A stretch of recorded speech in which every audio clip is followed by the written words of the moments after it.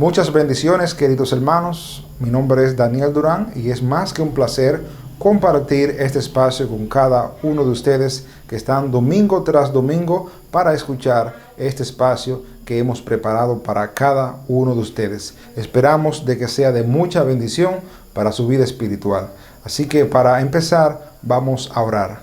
Padre, gracias por este momento que tú nos permites llegar a tantos dispositivos para de esta manera predicar tu santa y divina palabra. Te damos gracias en el santo nombre de Cristo Jesús. Amén. Póngase cómodo y vamos ahora a todo pulmón cantar. Vamos ahora a presentar nuestro devocional que hemos preparado para cada uno de ustedes. Esperamos que lo disfruten.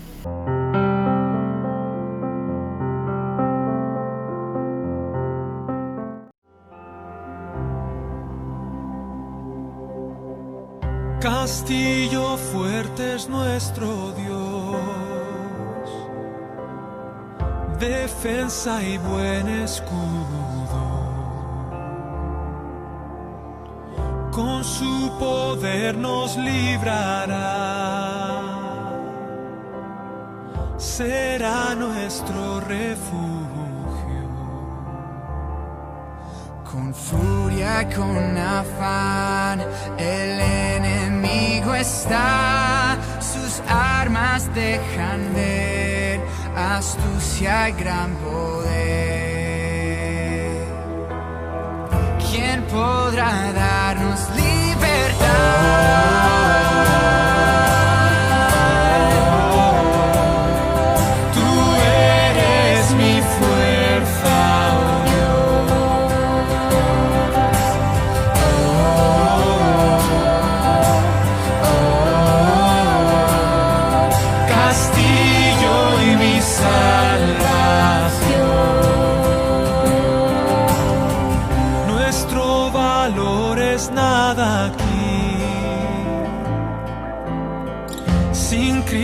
Estoy perdido,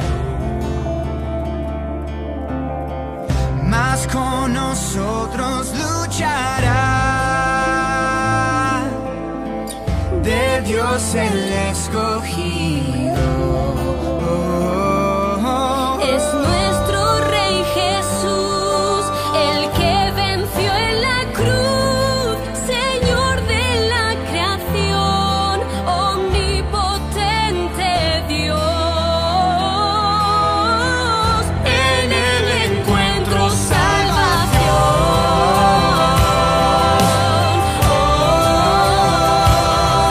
Tú eres mi fuerza.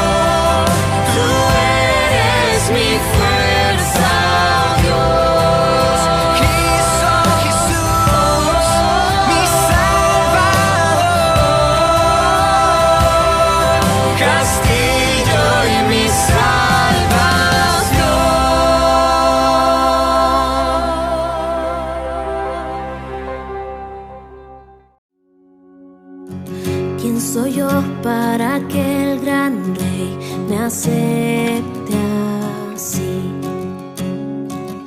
Me encontró en mi perdición su amor por mí, oh su amor por mí. Libre soy en él, libre en verdad. Soy hijo de Dios, si lo soy. Libre soy, Él me rescató, su gracia en mí. Aun siendo yo pecador, Él murió por mí. Él murió por mí. Libre soy en Él, libre en verdad. Soy hijo de Dios, si lo soy.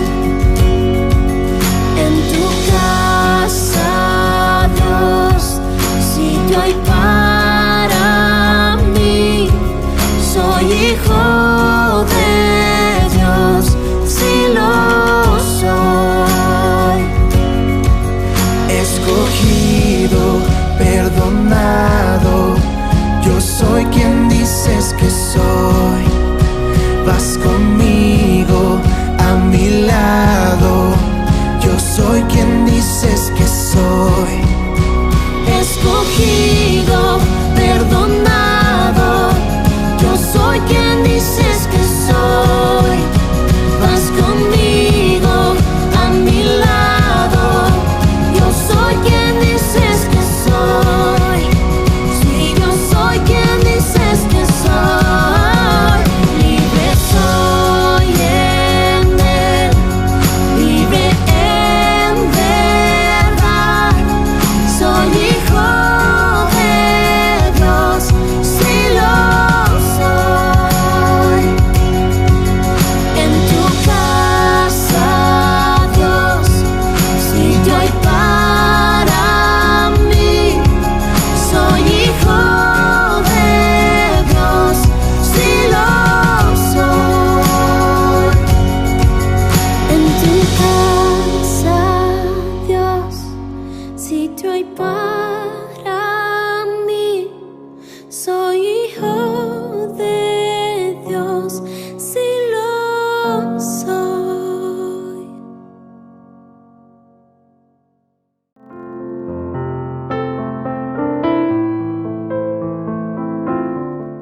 Bien, después de haber escuchado esas bellas canciones, ahora vamos a pasar a la parte central, a la exposición de la palabra de Dios. Esperamos de que usted aprenda, esperamos de que sea de mucha edificación para su vida. Para ello, llamamos a nuestro hermano Samuel Pérez Millo desde España, que estará en la predicación de la palabra de Dios. Él pues con nosotros.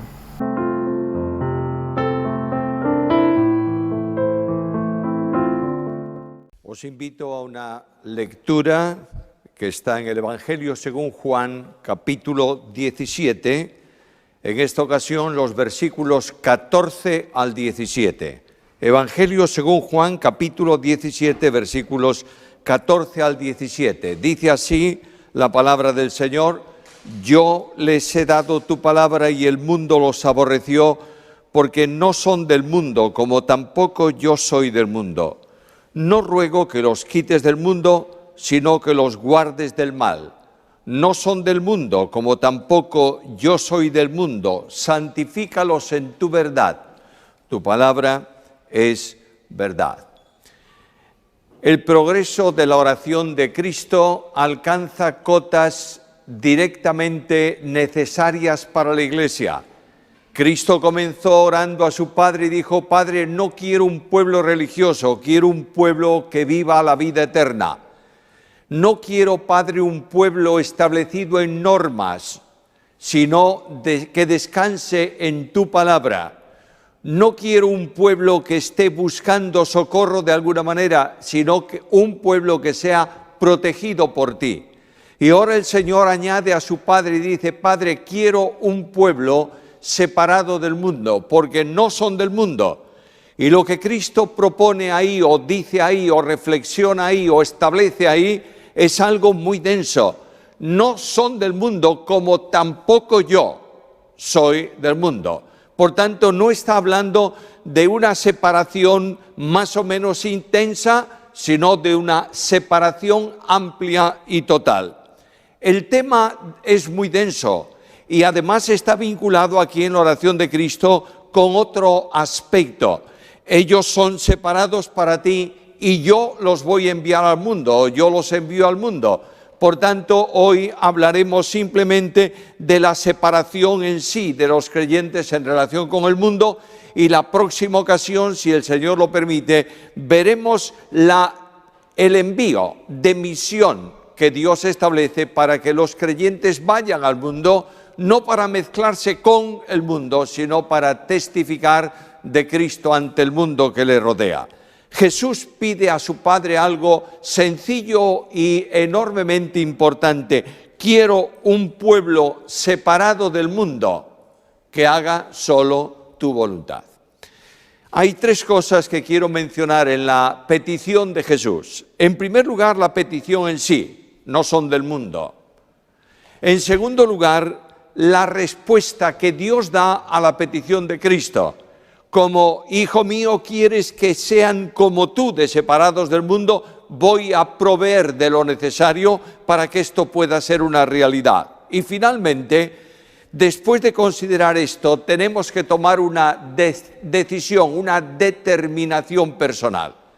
Si Cristo dice no son del mundo, si Dios habilitó el modo para que no seamos realmente del mundo, seamos separados para Él, yo tengo que tomar una decisión personal, una determinación en relación con lo que Cristo establece y salir de aquí esta mañana, y los que están en las casas también, con una decisión seria: vivir lejos del mundo, caminando en el mundo.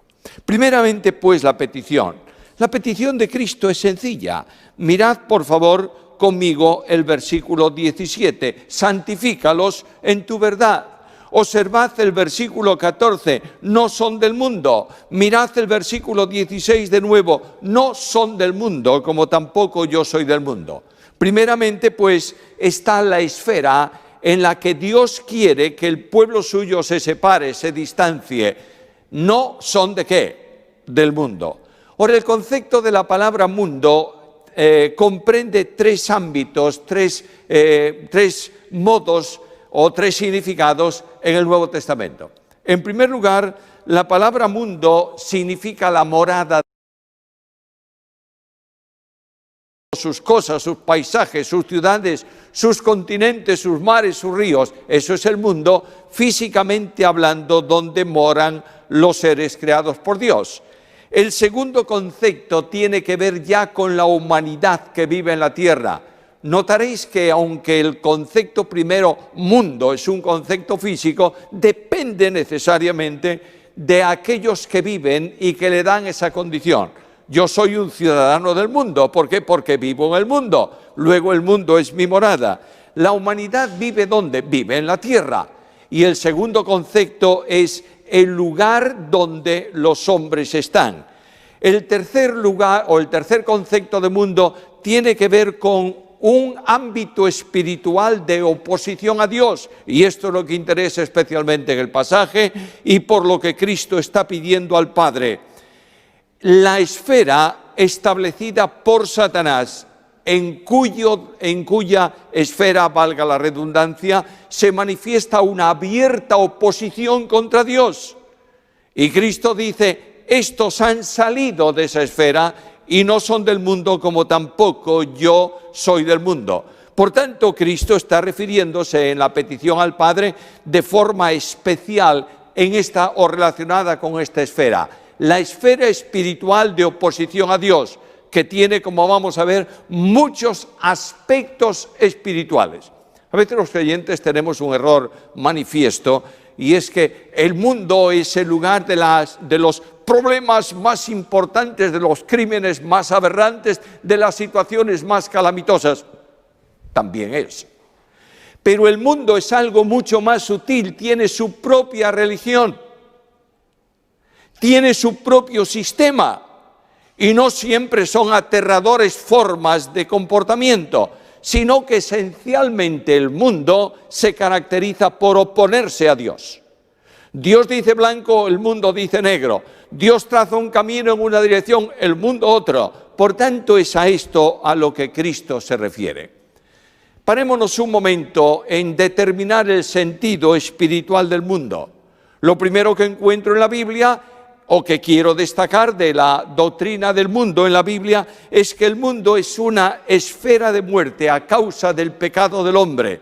Todos pecaron, por tanto todos mueren. Y el ámbito de esta esfera en donde el hombre no creyente vive es una esfera de muerte. En segundo lugar, a consecuencia de que el componente humano que está en el mundo es pecador todo él, y la paga del pecado es la muerte, el mundo es una esfera en donde el juicio de Dios se establece. No podemos olvidar que cuando Dios dice la paga del pecado es la muerte, automáticamente ha establecido un mandamiento. Ha decretado una forma y Dios se opone al pecado que produce la muerte y juzga al pecador que no cree y que vive en un ambiente de muerte. Dejadme recordaros que muerte en la Biblia nunca es un estado de término, sino un estado de separación. La muerte física en la Biblia es la separación de la parte física del cuerpo humano y de la parte espiritual. Cuando se produce esa separación, el hombre muere. La muerte espiritual es la continua separación del hombre con Dios ¿a causa de qué? A causa del pecado. Por tanto, el juicio de Dios sobre el pecado es la muerte. Y el mundo, que es una congregación de muertos espirituales, está gravitando bajo el juicio de Dios. Este mundo tiene un sistema de sabiduría propio. Pero la sabiduría del mundo es una sabiduría que está en abierta oposición a la sabiduría de Dios. Así la Biblia lo califica de necedad, de vanidad. Leo la Escritura, primera carta a Corintios, capítulo 3, versículos 19 y 20.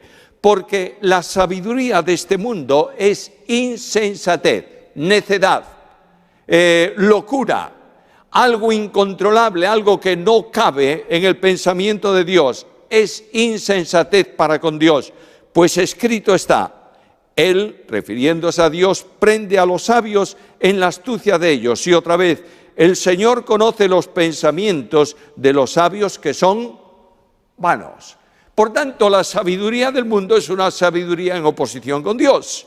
Dios tiene una sabiduría que es la sabiduría completa, perfecta, recta, total, en una dimensión noble. El mundo tiene una sabiduría que es contraria a la sabiduría de Dios. Permíteme poner un ejemplo a aquellos que conocéis un poco, o por lo menos bastante de la Biblia. Cuando la Biblia habla del sistema del hombre frente a Dios, lo sitúa siempre en oposición a Él y en incomprensión para Él. Escucha lo que dice Pablo. La palabra de la cruz, ¿qué es? Bueno, el mensaje del Evangelio, la doctrina de la cruz. ¿Y qué dice Pablo? El mensaje de la cruz es locura para los que se pierden. Dios establece su sabiduría en un mensaje de salvación. Y el mundo rechaza la sabiduría de Dios, colocando en su lugar la sabiduría de los hombres. Y porque la única sabiduría perfecta es la de Dios, la sabiduría de los hombres es vanidad. Sigo adelante.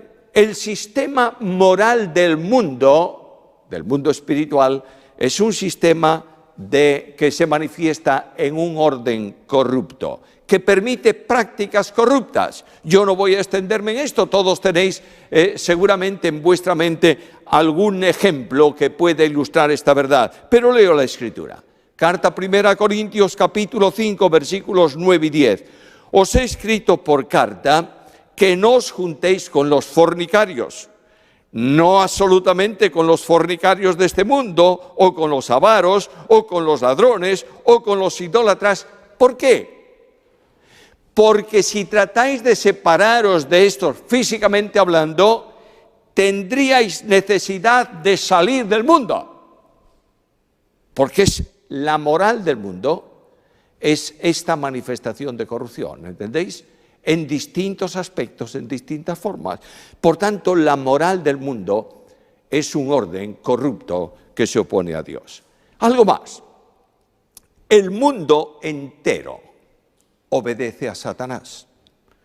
En Efesios capítulo 2, versículos 1 al 3, se habla precisamente de esa situación. Satanás es el príncipe de este mundo y Satanás está colocando al mundo en una ceguera espiritual. No solamente los hombres son ciegos a la luz de Dios porque han nacido ciegos a causa del pecado, sino porque Satanás procura que no resplandezca en ellos, ¿qué? La gloria de Jesucristo. De manera que cada vez que tú hables, prediques el evangelio, des testimonio, encuentra o siente esto delante de ti. Primero, no van a aceptar esa sabiduría.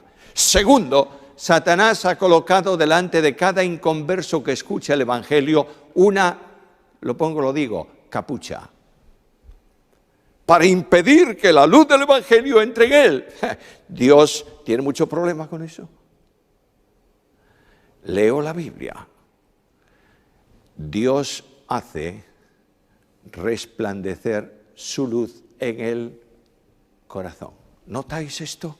Satanás procura entenebrecer por fuera, Dios brilla por dentro. Y es precisamente el evangelio de la gracia que ilumina interiormente el corazón del hombre. De otro modo, nunca podría distinguir la luz de la palabra de Dios. Ahora este sistema de mundo se opone a Dios y aborrece a Cristo. ¿Notáis que desde el principio del ministerio de Jesús, Jesús predicaba la Biblia o no? Sí. ¿Jesús hacía notar las verdades de Dios a los hombres de su tiempo? Sí. ¿Qué hacían los religiosos de su tiempo? No solamente se oponían al mensaje, se oponían a Jesús. Nota lo que dice el versículo 14. Yo les he dado tu palabra. ¿Resultado? El mundo los aborreció. ¿Por qué? Porque no son del mundo, como tampoco yo soy del mundo. Por tanto, el mundo se opone abiertamente a Dios y aborreció a Cristo, y va a aborrecer ¿a quién? A los cristianos. Mirad, hermanos míos, estamos pasando por un tiempo de bonanza en donde no hay persecución, donde solo el virus cerró las puertas de nuestro templo esta mañana. Pero nadie te dice nada. Es más, cuando a veces tú hablas con alguien te preguntan las prácticas religiosas de la iglesia. Cuando me preguntan yo me pongo un poco nervioso porque yo no creo en la religión en ese sentido, pero yo le digo cómo funcionamos y por qué lo hacemos y la gente dice, qué interesante, no había caído yo en esto. Y somos un poquito raros, pero somos algo necesario para una sociedad múltiple que el mundo tiene y que procura.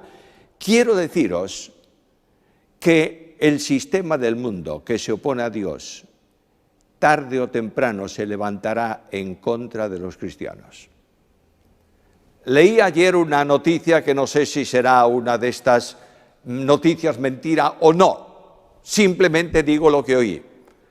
Y es que en altas esferas de una iglesia mundialmente establecida se está diciendo que la Biblia es un libro caducado y que hay que hacer una nueva relectura de la Biblia, porque hay cosas en la Biblia que son aborrecibles para el sentimiento del hombre y hay cosas de la Biblia en el Nuevo Testamento que tienen que ser cambiadas en relación con la sociedad. ¿Crees eso o no? Bueno, yo no sé si crees la noticia o no, yo no puedo afirmarla, no tengo base, simplemente digo lo que he oído. Pero este es el sistema del mundo. Y el mundo está caminando para perseguir a Cristo. ¿Y Cristo brilla en quién? En los cristianos. Por eso, el mundo no reconoce a Dios. Ahora voy a ir terminando este primer punto. ¿Cuál es el sistema del mundo? ¿Cómo funciona el sistema del mundo? Primeramente, el mundo está controlado y regido por Satanás. ¿Sabes que Jesús llama a Satanás 3 veces en el Evangelio según Juan el príncipe de este mundo? Por tanto, el mundo ha sido ordenado por Satanás para llevar a cabo su propósito. Leo Juan capítulo 8, versículo 44. Vosotros sois de vuestro padre el diablo, y los deseos de vuestro padre queréis hacer. Él ha sido homicida desde el principio y no ha permanecido en la verdad, porque no hay verdad en él. Cuando habla mentira, de suyo habla, porque es mentiroso y padre de mentira. Ahí tienes el controlador del mundo. ¿Cómo es? Mentiroso, homicida. ¿Cómo es el resultado del control que él ejerce? Pues produce lo mismo: mentira, corrupción y muerte. El sistema del mundo, y quiero que entendáis bien esto, que no haya nadie esta mañana que no entienda esto a la luz de la Biblia. El sistema del mundo comprende los gobiernos de la tierra. Lo digo de nuevo. Los gobiernos de las naciones son cosa del mundo. Y ahora viene un problema. Si el mundo entero está bajo de Satanás, ¿los gobiernos de la tierra están bajo quién? Bueno, bajo Satanás. Bajo su control, bajo su influencia, bajo su poder. Daniel capítulo 10, versículos 13 al 20, Mateo capítulo 4, hay un montón de citas de la Biblia que lo confirman. Estos gobiernos actúan en favor de Satanás mediante la legislación, las leyes que promueven. Notaréis que en el último tiempo las leyes que los países del mundo promueven están contrariamente establecidas contra la voluntad de Dios. ¿Es así o no es así? Para alguna ley que sale que puede favorecer a una persona, 2 personas, la razón de ser de la legislatura del mundo es oponerse a la voluntad de Dios. El mundo camina a un propósito diabólico: poner un hombre en el trono de Dios. ¿Lo entiendes? Tú lees la Biblia, la profecía bíblica. ¿Cuál es el programa de Satanás? Colocar a su hombre en el trono y que tenga el control de los reinos de este mundo. Se va a cumplir.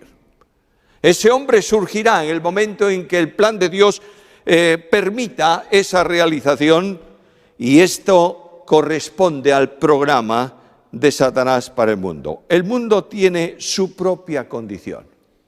Leo un texto de la Biblia, primera carta de Juan, capítulo 2, versículo 16.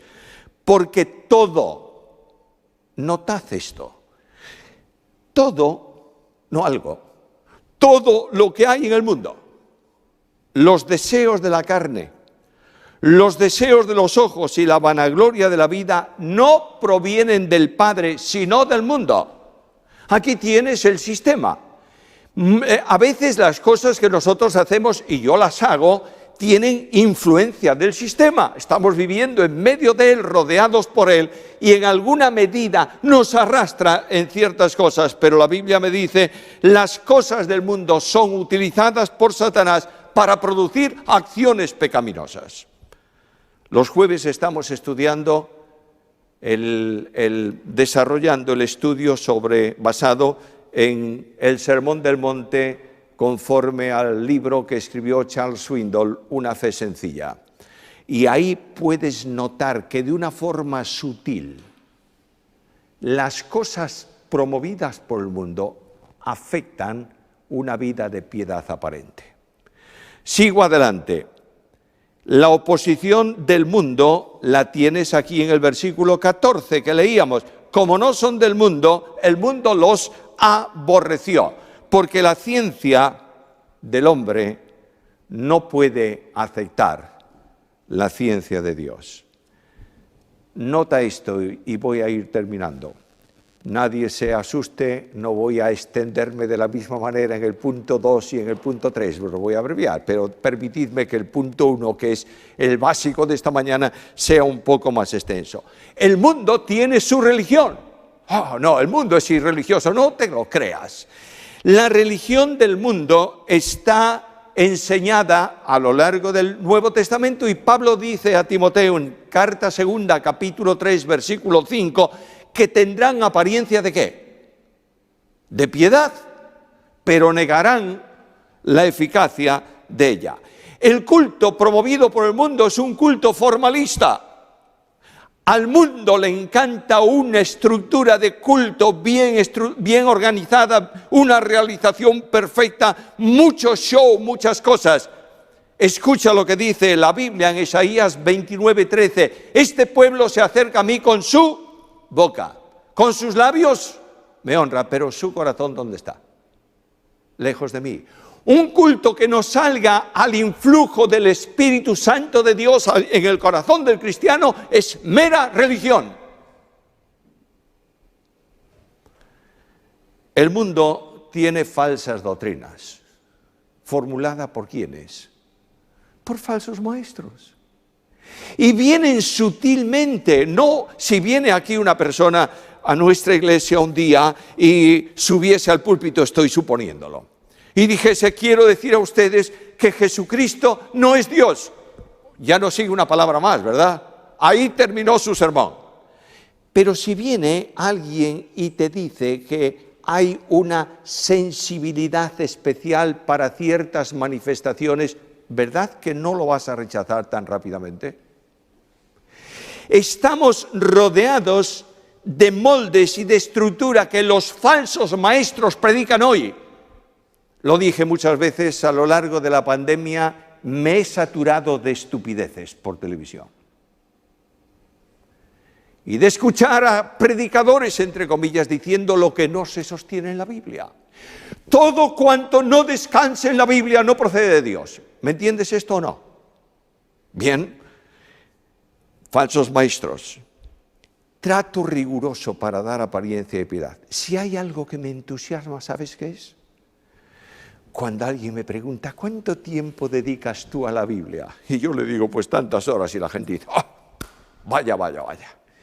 Soy un necio cada vez que pienso eso. Cuando se dedica a un tiempo de oración, no importa cuánto sea y por qué sea establecido por sistema, estamos teniendo apariencia de piedad. Cuando vienes al culto a participar de la Santa Cena y tienes sentado ahí alguna persona que tiene algo contra ti y no lo ha resuelto, eres un piadoso aparente. Puedes dedicarte al ayuno todos los días del año y todas las horas del día. Si lo haces para estar en una lista o para que te aplaudan, ese es un acto mundano. ¿Me estás entendiendo con claridad o no? Precisamente al mundo le interesa la apariencia de piedad y el mensaje del mundo es el mensaje que descansa en la palabra del predicador, no en la palabra de la Biblia.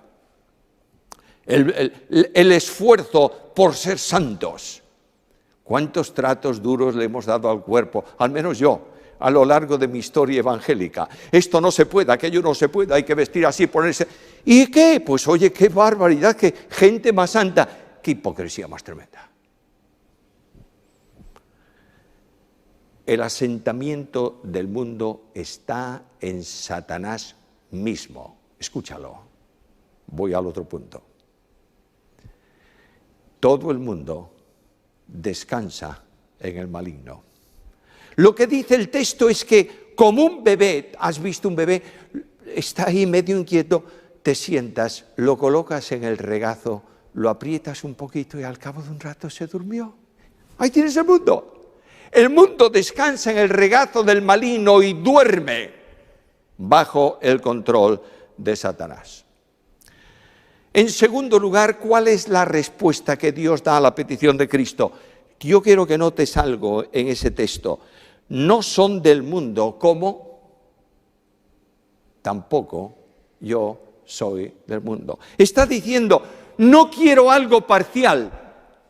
Que sean santos el domingo y el jueves y el miércoles y el resto del tiempo, pues no. Quiero que sean como yo. Yo no soy del mundo, por tanto yo quiero que ellos sean de la misma separación que soy yo. Y claro, estamos hablando de un objetivo tremendo, ¿o no? ¿Cristo era santo o no era santo? Por supuesto. ¿Cristo no hizo pecado? Naturalmente que no. Y dice, yo quiero que ellos sean así. Y el Padre comienza a responder la oración del Hijo, produciendo por la salvación un cambio de posición. Colosenses capítulo 1, versículo 13, nos ha librado del poder de las tinieblas y nos trasladó ¿a dónde? Al reino de su amado Hijo. Por tanto, en un lugar, en el lugar donde estábamos, obedecíamos al mundo, seguíamos al mundo, servíamos al mundo, nos conformábamos al mundo, pero Dios nos sacó. No estás en el mundo. Por tanto, si no estás en el mundo, tienes la posibilidad de no ser obligado por el mundo. No son del mundo, el mundo no tiene control de ti, porque Dios te ha comprado y te ha sacado del mundo. Segundo, para vivir una vida de santidad semejante a la de Cristo, tienes que vivir a Cristo. Y ahí tienes la experiencia de salvación, que si confiesas con tu boca que Jesús es el Señor y crees en tu corazón que Dios le levantó de los muertos o le resucitó, serás ¿qué? Salvo. Luego, la salvación tiene que ver con una experiencia de fe depositada ¿en quién? Depositada en Cristo. Y cuando tú has creído en Cristo, se produce en tu vida una resurrección espiritual. Efesios capítulo 2, versículo 6. Y juntamente con Él nos resucitó. ¿Lo crees? Salvación no es un cambio aparente de vida. Es una resurrección de entre los muertos. Y aquel que estaba muerto en sus delitos y pecados recibe vida nueva en Cristo. El Espíritu Santo lo toma y lo coloca en Cristo. Y la vida de Dios por medio de Cristo viene a ser nuestra vida como lo consideramos cuando estudiamos que tengan vida y vida eterna. Resucitados con Cristo produce necesariamente también un cambio de condición porque estamos en Cristo. Primera carta a Tesalonicenses capítulo 1 versículo 9. Os convertisteis de los ídolos a Dios, ¿para qué? Para servir al Dios vivo y verdadero. De modo que la conversión es un cambio absolutamente de condición. Antes servías a los ídolos, ahora sirves al Dios vivo y verdadero. Y esto es posible por la regeneración espiritual. Cuando tú crees en Cristo, no simplemente has creído en Cristo y recibiste perdón de pecados, has sido regenerado, cambiado de condición. Si el creyente o el que dice que ha creído no cambia de condición y es regenerado, no ha sido salvo. Porque la regeneración va unida necesariamente a la salvación. Y esto se produce por medio del bautismo del Espíritu. Carta primera a los Corintios, capítulo 12, versículo 13. Por un mismo Espíritu fuisteis todos bautizados en un cuerpo. Esa preposición griega que traducimos por en, se puede traducir perfectamente por la preposición hacia. El Espíritu Santo te ha tomado y te ha bautizado, sumergido hacia la formación del cuerpo de Cristo. No hay ningún creyente que no haya recibido el bautismo del Espíritu Santo para estar en Cristo. El bautismo del Espíritu no es una experiencia posterior a la conversión, es la razón misma de la conversión a Cristo. Y es precisamente ahí donde el Espíritu Santo de Dios te toma y te sumerge en Cristo. Es más, el apóstol Pablo dice que si alguno no tiene el Espíritu de Cristo, ¿qué? No es de Él. No te equivoques en este sentido. Unido a Cristo tienes una experiencia de vida superior a la del mundo, porque hemos recibido vida y vida eterna. ¿Algo más? Esa regeneración me libera del poder del pecado, de manera que ya no estoy siendo esclavo del pecado. Estoy viviendo para Dios, soy hijo de Dios. Y esto me produce una separación del mundo en el sentido de que Dios me ha colocado en su casa como miembro de su familia y soy hijo de Dios. ¿Notas la respuesta? ¿Tienes alguna disculpa para vivir en el mundo? Ninguna. Dios ha dado todo lo necesario y te ha colocado en el mundo para hacer lo que Cristo hizo durante su ministerio: ser sal y ser luz. Ahí tienes la vida cristiana. La vida cristiana no es una vida de esfuerzos colosales. ¿Cómo me gustaría que fuese de esfuerzos colosales? Y yo llego a la meta de esa Biblia, de esa vida, y digo a Dios: ahora, fíjate, aquí estoy. ¡Qué esfuerzo, pero lo he conseguido! No. La vida cristiana es que tú dejes brillar a Jesús en tu vida y seas luz. Sin más. Que dejes que funcione como Cristo y seas sal. Porque no son del mundo, como yo tampoco soy. Termino. En tercer lugar, la determinación. ¿Tú crees que Cristo dijo, no son del mundo? ¿Lo crees o no? Supongo que sí, está ahí. ¿Tú crees que Dios ha respondido a esa petición de Cristo y ha dado los elementos necesarios para que las personas no vivamos en el mundo, aunque estemos en el mundo? ¿Lo crees o no lo crees? Ahora la pregunta es muy simple. La Biblia dice: vivimos tiempos peligrosos. No tiempos difíciles, tiempos peligrosos. Y me dice: no os conforméis a este siglo, sino transformaos por medio de la renovación de vuestro entendimiento, para que comprobéis cuál sea la voluntad buena de Dios, agradable y perfecta. Lo que Cristo te dice esta mañana es: ¿tu vida es una vida de separación absoluta del mundo? No, Señor, la mía por lo menos no. Entonces renueva esa vida mediante una renovación de tu pensamiento, de tu mente. No pidió Cristo al Padre que nos saque del mundo. Eso sería fácil. A mí me llevan fuera del mundo y ya no estoy en el mundo. Pero Cristo dice: necesito que estén en el mundo para enviarlos al mundo con un mensaje. Pero la Biblia me dice, Samuel, escucha este texto: oh almas adúlteras, ¿no sabéis que la amistad del mundo es enemistad contra Dios? Cualquiera pues que quiere ser amigo del mundo se constituye enemigo de Dios. El grupo de alabanza va a venir para cerrar este tiempo, pero quiero decirte que quien ama al mundo menosprecia a Cristo.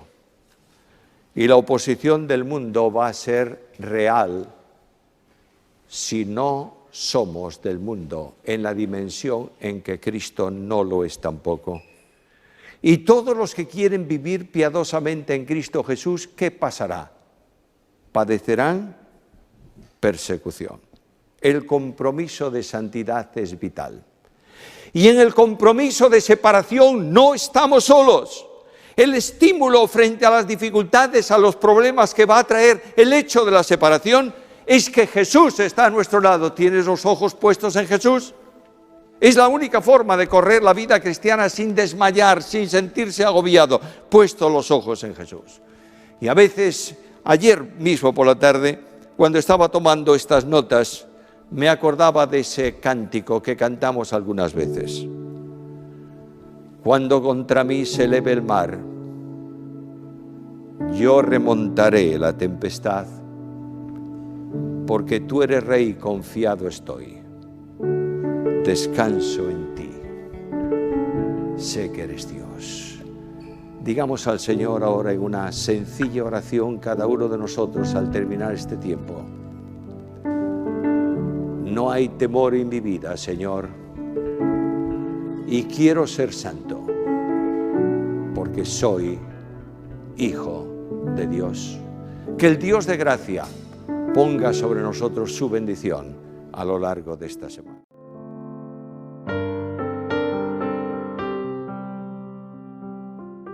Damos gracias a Dios por hombre como Samuel Pérez Millo. Esperamos de que haya sido de mucha bendición para cada uno de sus vidas. Esperamos también que Dios lo bendiga para que Él siga predicando la palabra en diferentes lugares. Estuvo con ustedes predicando Samuel Pérez Millo, teólogo desde España. Ahora vamos a pasar a un momento especial. Vamos a cantar, pero en esta ocasión con nuestros artistas, los hermanos y las hermanas que tenemos en la iglesia Templo Bíblico Las Terrenas, estarán deleitándonos con canciones. Pero antes le pedimos que si usted no se ha suscrito a nuestro canal de YouTube, pues que lo haga. También síganos en las redes sociales como Facebook, Instagram, como Iglesia Templo Bíblico Las Terrenas. Así que denos un me gusta, compárate el material y síganos en las redes sociales. Ahora sí, vamos con nuestros hermanos que estarán cantando para la gloria y la honra de Dios. Adelante, mis hermanos.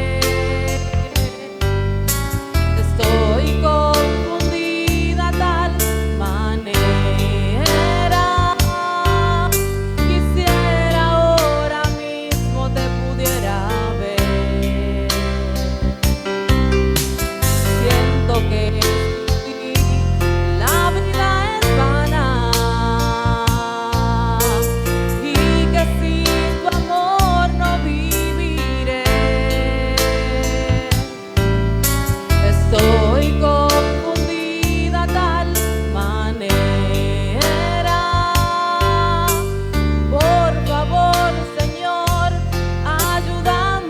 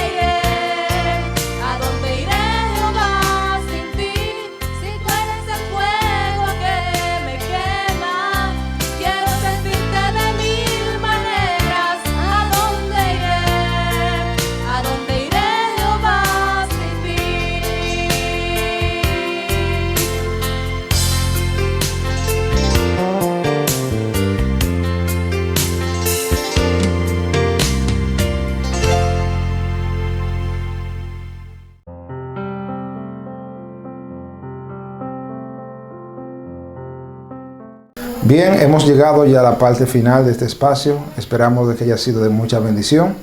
Esperamos que nos sigan por las redes sociales y esperamos que usted pueda compartir este material con otros para que también puedan ser edificados. Muchas gracias a todos ustedes y que el Señor los continúe bendiciendo. Vamos a orar para terminar. Padre, te damos gracias por todo lo que se ha hecho. Te damos las infinitas gracias y te damos gracias por el predicador. Te damos gracias por los hermanos que cantaron y te damos las gracias por todas las personas que colaboran en este espacio para que pueda ser posible. Te damos las gracias en el santo nombre de Cristo Jesús. Amén.